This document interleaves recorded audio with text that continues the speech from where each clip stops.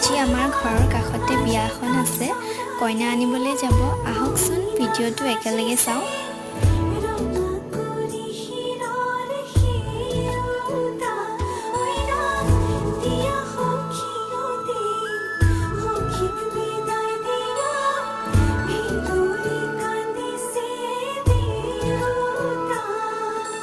লাহি পাহি মোহনীয়া পুৰণীয়া মন গ'লে খেলো মন গ'লে উৰি গ'ৰি বহুত আজি